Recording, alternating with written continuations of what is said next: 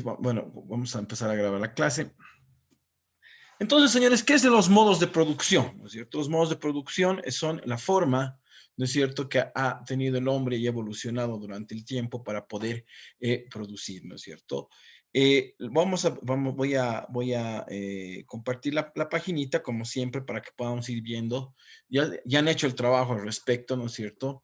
Pero es bueno, digamos, un poquito volver y poder repasar un poco conmigo. Si hay alguna pregunta respecto, digamos, a algún modo de producción, sería bueno que me lo digan para que podamos ir avanzando poco a poco, ¿ya? Esperen un momentito, voy a abrir la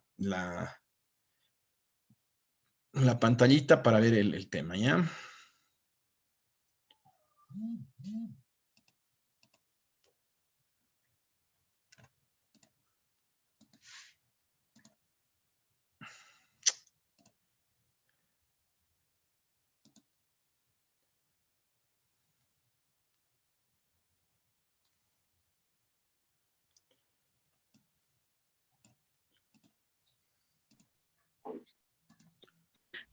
Muy bien, aquí estamos.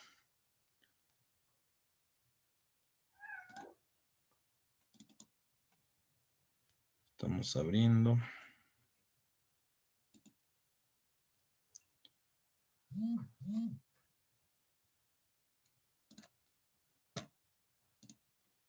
María René, tienes varios intentos de ingresar, no sé por qué será.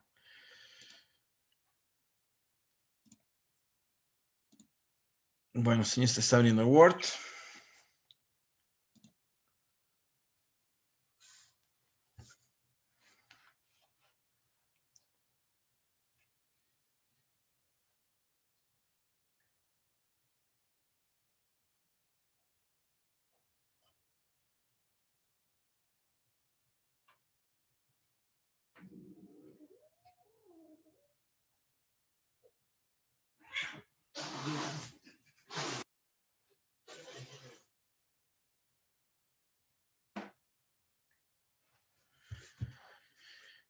A ver.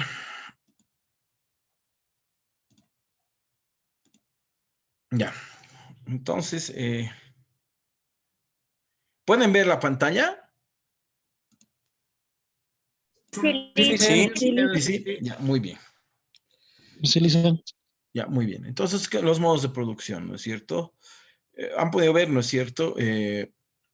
Todo lo que habla, ¿no? Del modo, es la forma que se organiza la actividad económica en una sociedad, es decir, la producción de bienes, servicios y su distribución, ¿no es cierto? Una persona, digamos, o sea, Karl Marx, ¿no es cierto? Incluye, y es su gran aporte histórico, ¿no es cierto?, la economía, lo que es lo que se llama la dialéctica, ¿ya? ¿Qué es la dialéctica, señor? La dialéctica nos enseña y nos dice, ¿no es cierto?, que hay una tesis, ¿no es cierto? O sea, hay un modo de producción, en este caso sería un modo de producción. Hay una antítesis, ¿no es cierto? ¿Qué quiere decir? A una antítesis es lo contrario, ¿no es cierto? Una forma contraria a la tesis original, ¿no es cierto? Pues se puede decir un modo de pensar, un modo de producción, porque la dialéctica de Marx se establece, ¿no es cierto? Y se ve en todos, mayormente en en todo el tema, digamos, del pensamiento económico. Entonces, en el tema de modos de producción, ¿qué quiere decir? Se genera una tesis, ¿no es cierto? Se genera una forma, digamos, o una explicación respecto a la forma, digamos, de producir, ¿no? Y existe una antitesis, ¿no es cierto? ¿Qué quiere decir? Que es lo contrario de lo que se ha generado como primer pensamiento, ¿no es cierto? O sea, hablamos, digamos, decimos, por ejemplo, esto es A, ¿no es cierto? Y la antítesis dice, no, esto es B, ¿no? O sea, muchas veces buscando y viendo las falencias o los errores que pueda cometer ese primer planteamiento, ¿no es cierto? Y luego viene la síntesis, ¿no es cierto? ¿Qué quiere decir? Que es la conjunción, ¿no es cierto?, de un pensamiento A con un pensamiento B para generar un pensamiento C, ¿no es cierto? Que vendría a ser la síntesis, que quiere decir que es más o menos la, la, la, la, el, como el resumen y la conjunción de dos, ¿no es cierto?, pensamientos para llegar a un tercer pensamiento que trataría, ¿no es cierto?, en su momento, de explicar y de satisfacer las dos líneas de pensamiento, ¿no es cierto? Me dejo entender, ¿no es cierto? Tenemos un pensamiento A, tenemos un pensamiento B, y al conjuncionar esos dos pensamientos, ¿no es cierto?, al ver sus coincidencias y tratar de mejorar y evolucionar en el tiempo, ¿no es cierto?, se genera un pensamiento C. Entonces es la síntesis. Desde el momento que existe la síntesis, también ya se vuelve A, ¿no es cierto?, se vuelve una tesis. Puede existir en el tiempo una antitesis, ¿no es cierto?, y luego una síntesis. Y así va evolucionando, ¿no es cierto?, el pensamiento y el actuar del ser humano durante toda la historia. Entonces, es lo que dice Karl Marx, ¿no es cierto?, que el ser humano ha ido económicamente ido evolucionando, ¿no es cierto?, hasta llegar, ¿no?, y más que todo en los modos de producción, hasta llegar a lo que ellos dicen, ¿no es cierto?, y lo que dice Karl Marx, que sería el comunismo, ¿no? Supuestamente el comunismo es, ¿no?, el modo de producción donde todos, ¿no es cierto?, producimos y prácticamente la sociedad produce para que toda la sociedad se beneficie, sin que exista, digamos, ningún dueño de nada y que todos seamos prácticamente felices, ¿no es cierto? Yo produzco muebles y te doy a ti, tú produces fruta, igual yo puedo consumir tu fruta, etcétera, etcétera. O sea, es una forma común, ¿no? Comunista de la comunidad en sí que se puede establecer. Lógicamente, que es una teoría muy utópica, no hemos llegado a esos niveles. Se habla de una China comunista, pero ahí estamos, ¿no es cierto?, en el tema del pensamiento económico. Se ha llegado a ver el tema del socialismo, por ejemplo, pero bajo el concepto de Karl Marx muere, ¿no es cierto?, en Inglaterra, porque piensa él que como ahí se había gestado, ¿no es cierto?, lo que es la revolución industrial y las primeras, digamos, los primeros pensamientos liberales, lo que son los padres del capitalismo, piensa que por el mismo hecho que él había planteado, ¿no es cierto?, tendría que haberse gestado en esas sociedades lo que se llama el socialismo y el comunismo, ¿no es cierto?, como una situación lógica de evolución del pensamiento económico, ¿no? Por lo tanto, ¿no?, vemos acá en los modos de producción cómo comienza, ¿no es cierto?, el tema de cómo produce el ser humano, ¿no? Entonces vamos a ver que el comunismo primitivo, ¿no es cierto?, el modo de comunismo primitivo, estamos hablando, ¿no es cierto?, de qué es la forma primitiva, ¿no es cierto?, del ser humano, ¿no? Tenemos que tener en cuenta ciertas características del ser humano en esa época, ¿no? Era nómada, ¿no? Era un nómada, recién se estaba estableciendo en tribus, ¿no es cierto?, ¿no? La comunidad primitiva o modo de producción primitivo se entiende en la teoría marxista como una etapa de desarrollo de las formaciones económico-sociales, ¿no es cierto?, caracterizada bajo el nivel de desarrollo de fuerzas productivas, la propiedad en común de los medios de producción, la tierra y las semillas alimentarias y la distribución igualitaria. Marx dice como los estados de evolución de la historia económica, la comunidad primitiva. Entonces, es la comunidad primitiva, ¿no? Aquí yo les quiero decir, bueno, si lo han leído, hay un tema fundamental, aquí es una deuda histórica que tiene el ser humano, y no es cierto, y más que todo el hombre, como, perdón, que nos hemos salido.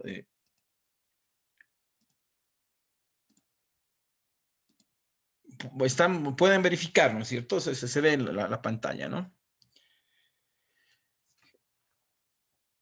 Antes, ¿me escuchan bien? Sí, Sí, licenciado, se licenciado. escucha. Ya. Estas sociedades, ¿no es cierto? Estas comunidades, estas tribus que se van formando, ¿no es cierto? Hubiéramos podido ver conmigo posiblemente, y véanla si tienen la posibilidad, lo que es la Guerra del Fuego. Ahí van a ver un poco lo que es la comunidad y cómo era el comunismo primitivo. Por favor, sus micrófonos, si no es mucha molestia, los pueden apagar. Entonces, Marlene, por favor. Entonces, ¿qué pasa, no es cierto? En estas primeras formaciones sociales, ¿no es cierto? Pequeñas tribus, la que tenía un papel fundamental, ¿no es cierto? Y la que realmente era la que dominaba en estas tribus era la mujer. Al principio era un matriarcado, se podría decir, ¿no es cierto? Por un tema netamente de subsistencia, ¿no es cierto? La mujer era la que concebía, ¿no es cierto? Y la que daba, ¿no es cierto?, la posibilidad de que la raza, ¿no? y en pocas palabras el ser humano continúe, porque ella es la que procreaba, ¿no es cierto? Pero la mujer, y hay que ser sinceros, y esto, aunque no les guste a los hombres, cede ese papel fundamental del matriarcado, ¿no es cierto?, de jefe de la tribu, y le cede al hombre por las características físicas, ¿no es cierto?, que el hombre poseía en ese momento, ¿no? O no olvidemos que ¿cómo se llama? El entorno donde se desarrollaba el ser humano, ¿no es cierto?, era muy rústico y muy brusco. Por lo tanto, ¿no es cierto?, la mujer cede su papel protagónico, ¿no es cierto?, y su papel fundamental como cabeza de la tribu, ¿no?, como cabeza de la sociedad, y se la cede al hombre por un tema netamente físico. El hombre tenía la capacidad, ¿no es cierto?, de poder afrontar, ¿no?, los cambios climáticos, ¿no es cierto?, hasta el mismo tema de la caza, ¿no es cierto?, era más propicia para el ser humano, o sea, para el hombre, ¿no es cierto? Entonces, esa es la deuda histórica que se habla, ¿no es cierto?, y es la deuda histórica que nosotros y la humanidad le tiene, ¿no es cierto? Ya le debemos demasiadas cosas a las mujeres y adicionalmente le debemos esto, ¿no es cierto? Si no hubiera sido por ese desprendimiento de la mujer, posiblemente hubiera sido mucho más difícil desarrollarlo, ¿no es cierto? Pero ella cede ese papel y le entrega al hombre, ¿no es cierto? Lo que ahora muchas veces el hombre le es difícil de desapegarse, ¿no es cierto? El machismo en sí le entrega al hombre lo que se llama, ¿no es cierto?, la responsabilidad y lo que decimos muchas veces, el jefe de la tribu, de la familia, ¿no es cierto? Lógicamente que ahora ya la mujer está volviendo a retomar, digamos, su protagonismo dentro de la sociedad, ¿no es cierto? ¿Por qué? Porque las condiciones ya son más igualitarias, ¿no? Ojo, señores, soy una persona que admiro mucho, digamos, y pienso de igualdad, pero no soy uno de las personas que sea muy apegada a las nuevas corrientes feministas, ¿no es cierto? Yo creo en la igualdad tanto de los hombres y de las mujeres, ¿no es cierto?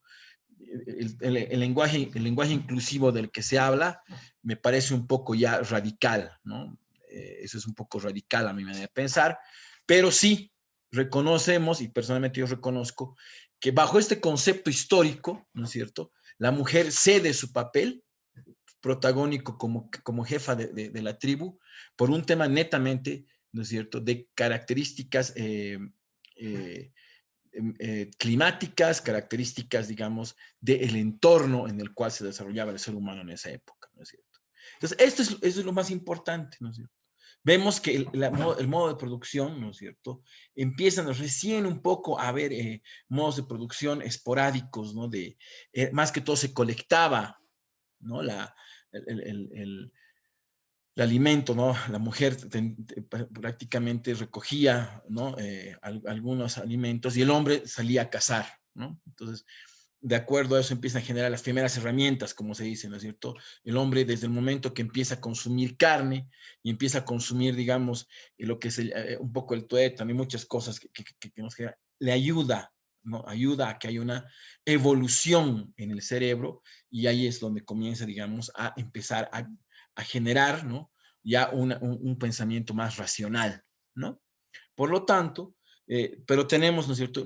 Producción no había mucha, ¿no es cierto? Por eso eran más nómadas, recogían los productos que tenían, o sea, lo que les entregaba la naturaleza y prácticamente cazaban, ¿no? Ya cuando un poco se van asentando las primeras tribus, empiezan un poco al tema de la producción de la tierra, ¿no es cierto? Pero muy rústicamente, ¿ya? Pero la parte fundamental acá es, ¿no es cierto?, es el tema de, como dicen, la teoría del matriarcado, hoy muy puesta en cuestión y matizada por la antropología moderna, consideraba que este tipo de sociedad, la autoridad del grupo la representaban las mujeres, ¿no? Otro tema muy importante de esta época son las clases de familia que existían, ¿no? Los tipos de familia que existían en esta época, ¿no es cierto? Teníamos la consanguínea, que los grupos conyugales se separaban por generaciones. ¿Qué quiere decir? Que una generación, ¿no? Todos los miembros de una misma generación podían copular entre sí, ¿no? Podía haber copulación entre generaciones, ¿no es cierto? No se transgredía las generaciones, ¿no es cierto? Estando prohibido hacerlo con un miembro de la generación anterior. padres, tíos o posterior, hijos o sobrinos. O sea, entre la generación, una generación, había, ¿no es cierto?, la posibilidad de copular entre todos, pero no podían hacerlo ni con sus hijos, ni podían hacerlo ni con sus tíos, ni con sus padres, ¿no? Ojo, este tema de la familia es ya un tema de pregunta de examen, véanlo muy bien, ¿no? Como les he dicho. Luego tenemos la familia Punalúa, ¿no? Aparece la prohibición de encuentros sexuales dentro de la misma generación, o sea, ya empieza a haber una limitación dentro de la misma generación, ¿no es cierto? Primero entre hermanos uterinos y luego se extiende a más grados, primos, primos segundos, etcétera, etcétera, formando grupos de hermanas o primas que copulan con un grupo de hermanos o primos distintos, ¿no es cierto? Entonces, hay dos clases de familia, la consanguínea, ¿no es cierto?, dentro de estos grupos sociales ya establecidos, que prohibía la copulación más o menos entre generaciones. Y cuando existe ya la familia Punalúa, ya restringe eso ya en tema, digamos, netamente de familia.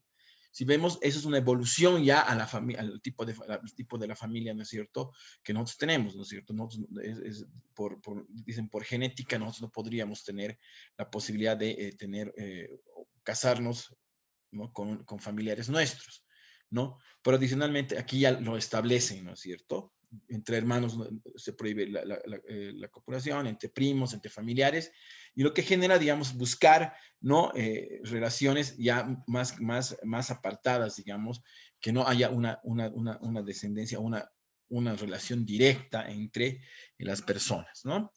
Entonces, es muy importante, ¿no es cierto? Esto nos ayuda a decir que ya estos grupos, perdón, que estos grupos ya empiezan, digamos, a ser, empiezan ya a generar clases de familias, ¿no es cierto? Organizaciones ya familiares que van a ser la parte fundamental en el futuro, ¿no es cierto?, de nuestra sociedad. Y nosotros sabemos, claro está, que la parte, el núcleo de cualquier sociedad es la familia, ¿no? Lo habíamos visto hasta para expresarnos respecto a un factor, ¿no es cierto?, un agente económico, estamos hablando, ¿no es cierto?, de familias como un sector, como un agente económico. Luego vemos lo que es el modo de producción asiático, ¿no es cierto?, que es el despotismo hidráulico. ¿Qué quiere decir? Que el que domina, ¿no es cierto?, el recurso del agua es el que realmente tiene el poder dentro de la producción de estos, ¿no es cierto?, de estas, tiene el poder o es la parte fundamental de la producción, ¿no es cierto? Dice, es un término para un despotismo mantenido a través del control del recurso único y necesario. Fue creado por el teórico Carl Wittfogel en su obra Despotismo Oriental, ¿no es cierto? En su forma original, y literalmente el agua. O sea, el despotismo hidráulico, ¿no es cierto?, o modo de producción asiática, es el que tiene el control del recurso único y necesario. En este caso, agua, por eso se llama hidráulico. Pero podría haber sido, por ejemplo, ¿no es cierto?, el control de las herramientas. El que tiene el control de las herramientas, el que agarra y se agarra de las herramientas, estamos hablando de un modo de producción asiático. ¿Por qué? Porque él está controlando, ¿no es cierto?, el recurso único y necesario para poder producir, ¿no es cierto? El concepto de despotismo oriental ya había sido expuesto por Karl Marx en uno de sus cuadernos, ¿no es cierto? Aquí es un poco de historia, ¿no? Pero aquí lo importante es saber cuál es lo importante, o sea, ¿qué nos quiere decir este modo de producción, ¿no es cierto? Miren, aquí dice, el autor de la comunidad misma representa la primera gran fuerza productiva. Las condiciones objetivas impusieron la unidad de las comunidades para empresas comunes como las canalizaciones de agua, vías de comunicación e intercambio o la guerra para asegurar un territorio de subsistencia. Esta unidad, en la medida de que se perpetuó y se hizo indispensable, apareció distinta y por encima de muchas comunidades, convirtiéndose como tal un verdadero propietario del todo, ¿no es cierto? Que era, por ejemplo, el faraón, el zar, el inca, todos ellos eran dueños de todo. Todo le pertenecía a ellos, ¿no es cierto? Todo les pertenecía a ellos, pueden decir, ¿no es cierto? La unidad suprema terminó encarnada en el déspota. ¿No? ¿Sí? Han agarrado, ¿no es cierto?, estas personas porque bajo el concepto de que eran deidades, eran hijos de dioses, ¿no es cierto?, eran dueños de todo. Y al ser dueños de todo, entonces prácticamente eran los que controlaban los medios de producción. Eran los dueños de las herramientas, eran los dueños del agua, eran en pocas palabras, los dueños del fuego, etcétera, etcétera. Dueños de la tierra, prácticamente eran dueños de todo lo que crecía o todo lo que existía. Por eso se los creían deidades, se los creían hijos de dioses. Y al ser hijos de dioses eran dueños de todo lo que existía debajo de la tierra, ¿no es cierto? Por lo tanto, era una sociedad déspota, ¿no es cierto? Y que se le debía culto, ¿no es cierto? Y veneración a estos grandes, ¿no es cierto? A estos hombres, ¿no es cierto? El gran padre de numerosas comunidades, ¿no es cierto? Como dice aquí claramente, los faraones, los emperadores, los zars, incas, reyes, ¿no es cierto? Ahora, ¿qué pasa? Hay que saber muy bien.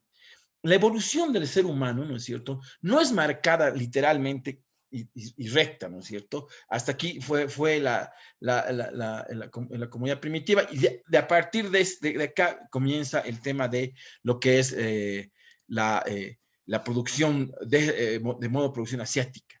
Muchas veces se han mezclado estas formas de producción, ¿no es cierto? Pueden ver, por ejemplo, también hay buenas películas, como les digo, pueden ver 10.000 antes de Cristo, han visto esa película, se ve ahí, ¿no es cierto?, cómo están en un lado, ¿no es cierto?, cuando raptan, los que cazan al mamut y todas esas cosas, están viviendo en una sociedad todavía primitiva y los raptan, ¿no es cierto?, y los llevan, digamos, a una sociedad mucho más evolucionada, ¿no?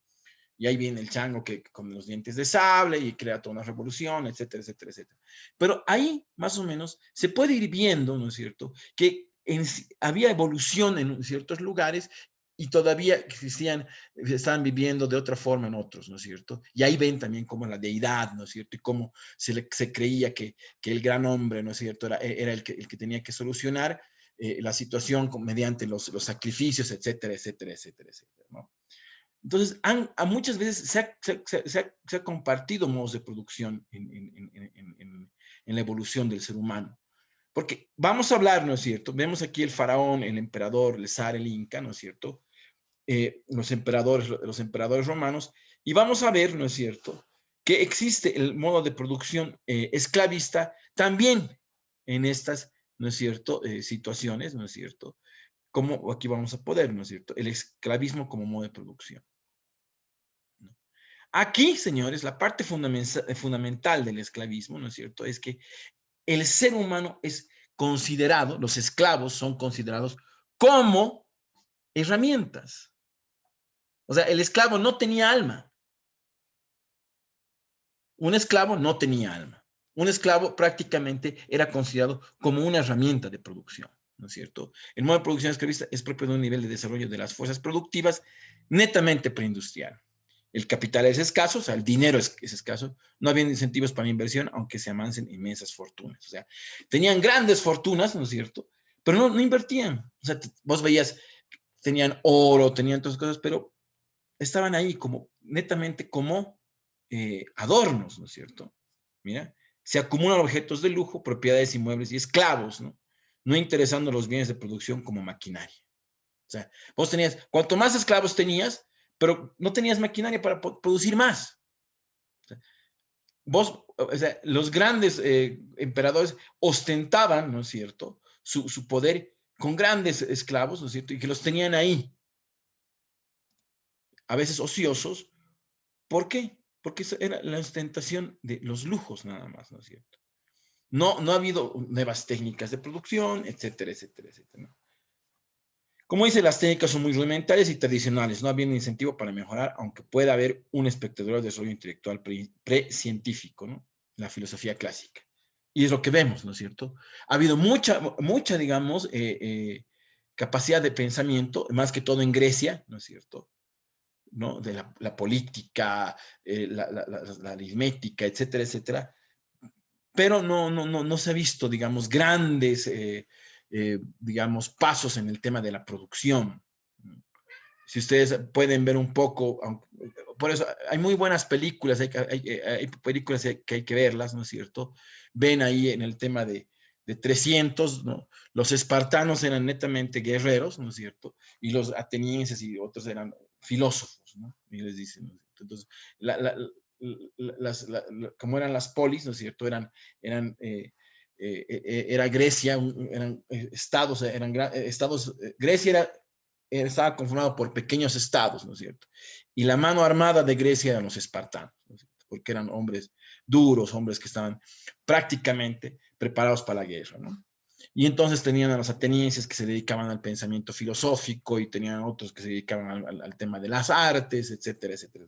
Hay un desarrollo del pensamiento, ¿no? Pero desgraciadamente no hay, ¿no? Se traduce ese desarrollo del pensamiento en generar nuevas formas más eficientes o grandes formas de producción, ¿no? Nos hemos quedado ahí anquilosados en la producción rudimentaria, ¿no es cierto?, del arado de la tierra, ¿no? Todavía del rey saliendo a cazar la comida, etcétera, etcétera, etcétera, ¿no? Claro, ya se empieza a ver también un poco la domesticación de ciertos animales, ¿no es cierto?, para poder, tanto caballos para el transporte como bueyes, gallinas, etcétera, para el consumo, ¿no? Ya hay un poco de la domesticación de ciertos animales para el consumo ¿no?, de la sociedad en sí. Pero aquí una parte fundamental es que el esclavo, ¿no es cierto?, es considerado como una herramienta, no es considerado como un ser humano, ¿no? Lógicamente que todavía podemos ver, no tan así, tan doloroso, pero hay ciertas situaciones esclavistas todavía ahora en el mundo, ¿no es cierto?, que las condiciones prácticamente donde se desarrollan las personas son paupérrimas, ¿no? Son realmente de muy baja calidad, y entonces se considera eso un tema esclavista, ¿no? ¿No es cierto? La historia del modo de producción esclavista, ¿no es cierto? Aquí vemos cómo comienza Grecia, los polis griegas fueron las primeras en hacer esclavitud, como les había dicho, ¿no? De ahí pasan a los romanos, etcétera, etcétera. Roma, ¿no? Las guerras anteriores y exteriores a partir del siglo, guerras las púnicas, las guerras sociales y la guerra civil, pusieron bajo control la oligarquía senatorial, ¿no? Y ahí más o menos habla de los esclavos en la Roma, ¿no? ¿No es cierto?, moderna. ¿Qué pasa, no es cierto?, después de que Roma es donde empieza a haber una degeneración, empieza a haber una ruptura del modo de pensar esclavista, ¿no es cierto?, desde el momento de que hay ciertos levantamientos, ¿no es cierto?, de los esclavos.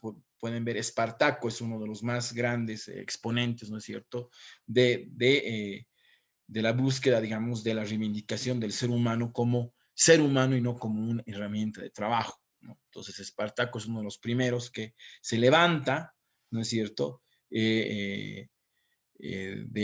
como uno de los primeros, se podría decir, revolucionarios, buscando la reivindicación de un sector que era realmente maltratado, ¿no?, y realmente mancillado, ¿no es cierto? Y pasamos a lo que son los feudos, ¿no es cierto?, o la producción feudalista, ¿no? ¿No es cierto? Empiezan a pasar de que el dueño ahora ya no es un imperio, ya no es un rey, sino que se han ido disgregando, ¿no es cierto?, estas grandes imperios, y han ido quedando ciertas personas a cargo de grandes extensiones de tierra, ¿no es cierto? Por lo tanto, estos grandes patrones, señores feudales, dueños de la tierra, ¿no es cierto?, lo que hacen es arrendar o dar la tierra para producir, ¿no es cierto?, a las personas, y estas personas le tienen que dar un tributo, ¿no?, un tributo para poder utilizar estas tierras, ¿no es cierto? Y ahí empiezan, ¿no es cierto? Los feudos fueron pequeñas ciudades con cierta independencia bajo la autoridad de un señor feudal, ¿no? O sea, había un señor, ahí podemos ver también, bueno, varias películas. Una de las más importantes de ver cómo se iba desarrollando es, pueden ver Robin Hood, por ejemplo, ¿no es cierto? Dice el caballo, el señor Locksley, ¿no es cierto?, era el señor feudal, y todos, había una aldea ahí donde la gente empezaba, digamos, a vivir, ¿no es cierto?, y todos dependían de cómo era la gracia del señor feudal, ¿no es cierto? Entonces, los señores feudales tenían mucho peso. Si ustedes ven la película, tenían mucho peso porque el rey tiene que pedir ayuda a estos señores feudales para que estos apoyen, digamos, en la defensa de toda, ¿no es cierto?, Inglaterra. Aquí, señores, hay una parte importante ya. Aquí empieza a ver lo que se llama la división y la especialización del trabajo, ¿no? Aquí ya tenemos alfareros, tenemos herreros, ¿no es cierto? Tenemos agricultores, ¿no es cierto? Ganaderos, ¿no? Los que hacen las curtiembres. Entonces ya empieza a existir una división del trabajo, ¿no es cierto? Y una especialización de la producción. Es muy importante la época feudal, ¿no es cierto? Donde empieza a haber este tema, ¿no es cierto? Ya se empieza a dividir y lógicamente se empieza a generar mejores formas de producción porque se explota estas nuevas formas de producción. Ya empieza a haber una especialización, ¿no es cierto? Si tú querías un zapato, tendrías que ir a un zapatero, ¿no es cierto? Si querías armas o necesitabas cubiertos, te tenías que ir con el herrero, ¿no es cierto? El herrero tenía que ver, digamos, los cascos. Entonces, ya había, ¿no? En esta época del feudo, una división del trabajo y una especialización del trabajo, o sea, ¿no? Y también, ya antes, casi por terminar la época esclavista, ¿no es cierto? Bueno, en época de los imperios ya se genera la moneda. La moneda. Entonces, ya en estos lugares, una de las partes, había el trueque, efectivamente, pero también existía el intercambio de los servicios mediante el pago de una unidad monetaria, que es la moneda. ¿Ya? Señores, vamos a hablar, mañana vamos a hablar del fisiocatismo, que es muy importante, y vamos a entrar a hablar de lo que ya realmente nos concierne actualmente, que es el capitalismo, el comunismo y el socialismo, ¿no? Pero hasta aquí es un poco, digamos, cómo ha ido el hombre evolucionando en lo que es los modos de producción. ¿Alguna duda, alguna pregunta por el momento, chicos?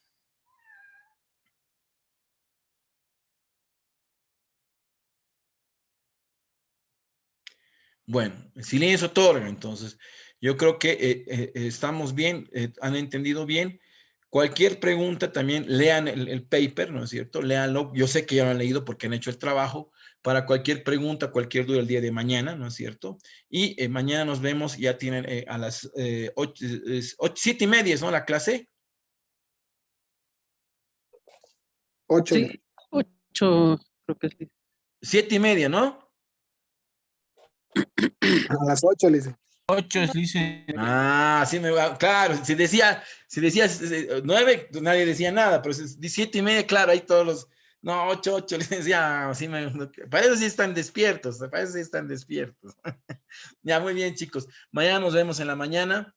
Y bueno, a las chicas, ahí está la historia, ¿no? La historia. La historia les agradece, ¿no? El ser humano les agradece el desprendimiento que ha tenido y bueno, yo creo que es momento también el hombre de devolverle el lugar que tan gentilmente la mujer ha cedido durante tantos millones de años, ¿no? Bueno, señores, que tengan un bonito descanso, nos vemos el día de mañana y un muy buen descanso. Por favor, vean bien el tema del grupo, estoy un poco preocupado todavía, pero creo que ya estamos normalizándonos en todo este tema, ¿no? Ha sido un día muy, muy malo para mí, este tema del WhatsApp, pero ya estamos tranquilos. Entonces, nos vemos el día de mañana, chicos, que descansen bien. Por favor, sin salir a dar paseos ni nada por el estilo, ¿ok? Que les vaya muy bien. Gracias, Licen. Hasta luego. Buenas noches. Luego, Licen. Hasta luego, dicen. Hasta luego, Licen. Te veo. Chao, Licen. Chao, chao, chao, chao.